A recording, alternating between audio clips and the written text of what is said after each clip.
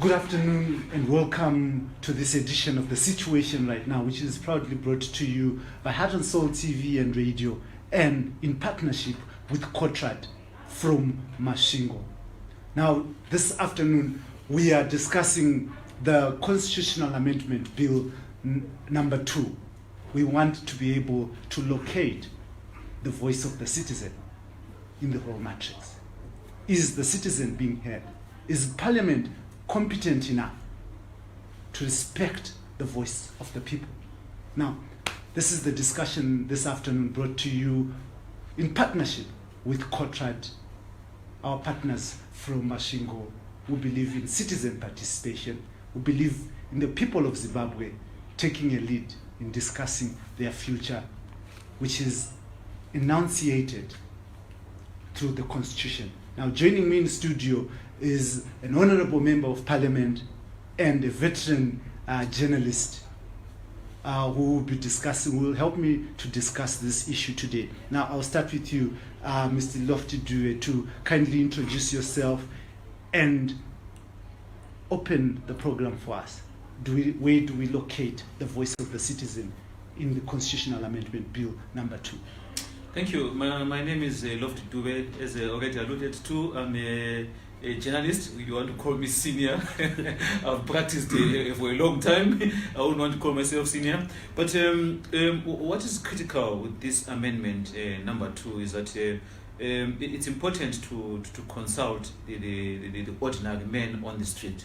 We have a supreme law, which is the Constitution, which has not been fully implemented in terms of realigning the laws to the Constitution. And already we are seeing these two attempts through Constitutional Amendment number 1 and Constitutional Amendment number 2 of already changing the law before it is enjoyed by the very citizens who confirmed and voted for it in 2013.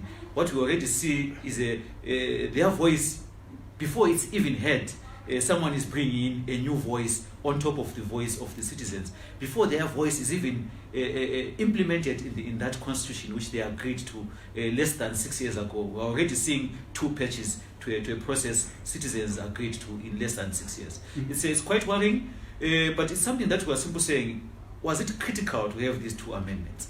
And if they are, what impetus are they bringing in for them to be discount a constitution which was agreed to 6 years ago? Amazing, but they're not 2 pages, so that our viewers can actually appreciate. Amendment Bill number 2 tries to bring in 27 pages, so that would make them 28 within that period of time. Honorable, kindly introduce yourself and also tell us where do we locate the voice of the citizen in this? Thank you so much. It's Edwin Msherua, the MP for Zimbabwe. I happen to sit in the Public Accounts Committee, Budget and Finance, as well as Industry and Commerce. Let me start by saying the constitution that we have, where we now have the amendment number 2, is a constitution which I think in the whole world was one of the constitutions where the people of Zimbabwe were said to have been consulted. I happen to have participated in a number of sessions where people sat under trees near deep tanks to put and air their views.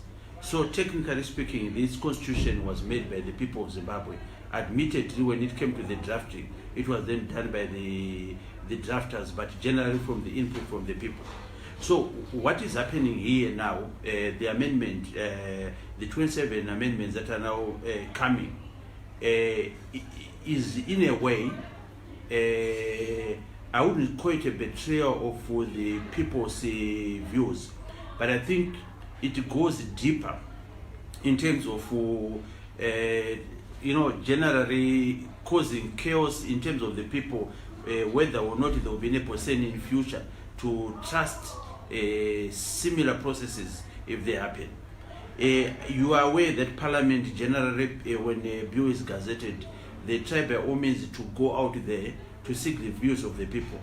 But the people that then participate in these public hearings are fewer compared to the people that participated in the drafting of the new constitution. Now, come back to it. But Lofty, When you say that there are issues that have not been implemented in the Constitution, you particularly represent a section of the society, which is the media, through the Voluntary Media Council of Zimbabwe, where you are the director of Voluntary Media Council of Zimbabwe.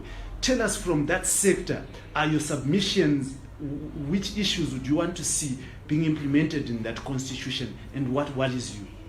Thank you. As the Honorable has rightly alluded, this is a constitution where Zimbabweans spoke. And this is a constitution where also the media came out strongly in 2013 in saying that there needs to be recognition of issues of freedom of expression and the right to media to do its work.